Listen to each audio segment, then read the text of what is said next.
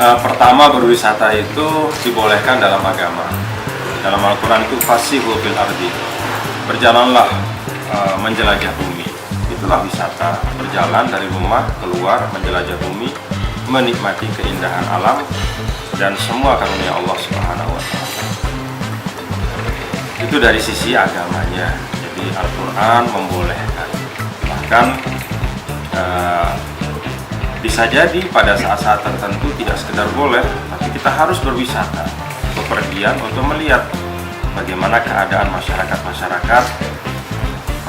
yang taat pada Allah itu seperti apa sejarah mereka, masyarakat yang banyak menyimpang dari tuntunan agama seperti apa akhir mereka.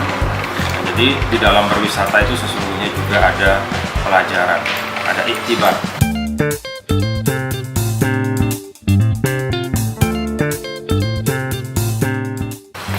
Nah, tentang wisata muslim, sebenarnya seiring dengan semakin meningkatnya ekonomi umat Islam seluruh dunia, terutama negara-negara Timur Tengah dan juga banyak negara-negara lain, maka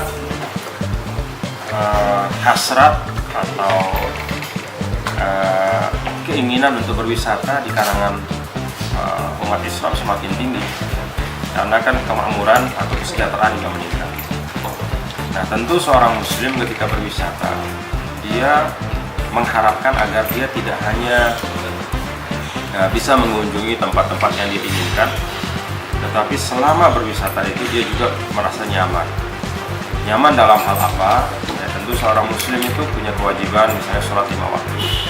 Jadi nyaman di dalam menunaikan ibadahnya. Kemudian nyaman juga ketika dia mengkonsumsi makanan ataupun minuman.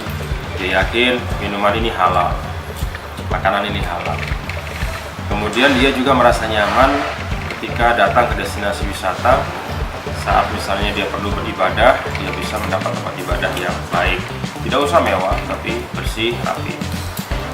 Nah, kenyamanan itulah yang sebenarnya ingin dibangun oleh wisata halal. Bagaimana para pelancong muslim bisa nyaman di dalam berwisata. Pasarnya semakin besar.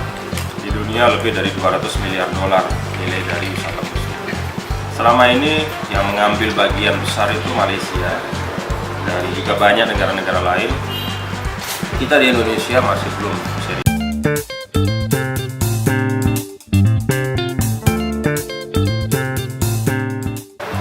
Nah, potensinya besar. Termasuk untuk Aceh, potensi untuk wisata muslim atau wisata halal itu sangat besar. Kenapa? Pertama, ada penghayatan keislaman yang kuat.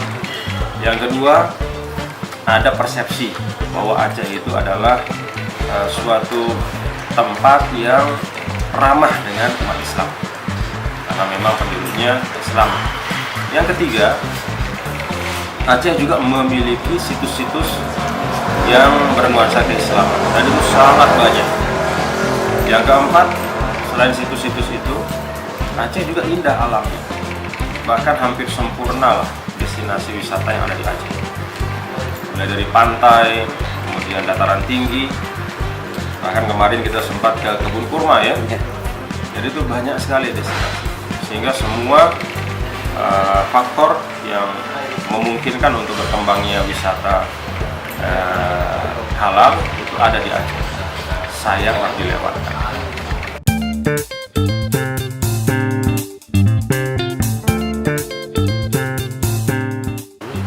Pertama, urusan mata biru atau hijau atau kuning itu bukan urusan Islam ya.